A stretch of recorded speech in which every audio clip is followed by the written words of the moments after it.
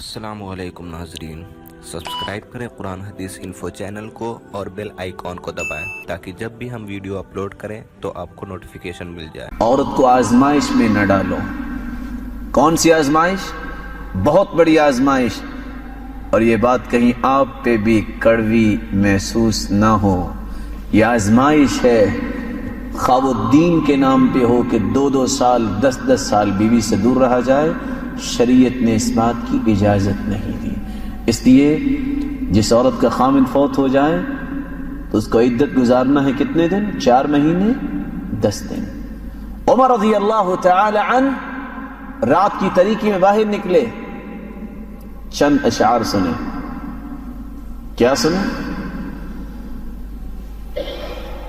خلیفۃ المسلمین جب یہ الفاظ سنتے ہیں، تطاول هذا الليل واسود جانبه وارقني الا خليل الاعبه فلولا الله اني اراقبه لحرك من السرير جوانبه۔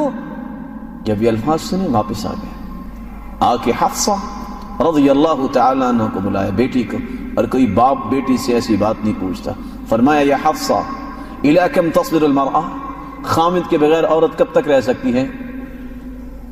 فاشارت ب4 اشہر، کہا 4 مہینے۔ جہاد کے میدان میں اترنے والے، سرحدوں پہ کام کرنے والوں کو آرڈر دیا، کوئی بھی شخص 4 مہینے سے زائد اپنی بیوی سے دور نہ رہے۔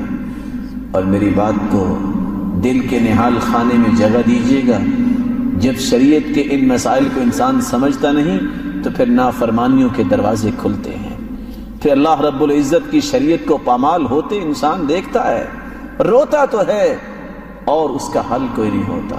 اس لیے رسول اللہ صلی اللہ علیہ وسلم نے جو حقیقت کھولی ہے، ان لنفسک علیک حقا، تیرے نفس کا بھی حق ہے تجھ پہ، ولربک علیک حقا، تیرے رب کا بھی حق ہے، ولضیفک علیک حقا، تیرے مہمان کا بھی حق ہے، وَلِإِنَّ لِأَهْلِكَ عَلَيْكَ حَقًّا، تیرے گھر والوں کا بھی تجھ پہ حق ہے، فَأَعْطِ كُلَّ ذِي حَقٍّ حَقًّا، ہر ایک کو اس کا حق ادا کرو۔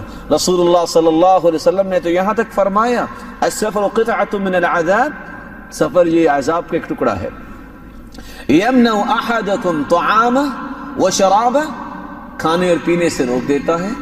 فاذا قضى احدکم نہمته فليعجل الرجوع الى اہلہ، جب انسان اپنا سفر پہ جائے کام کر لے تو اس کو جلدی واپس اپنے گھر جانا چاہیے۔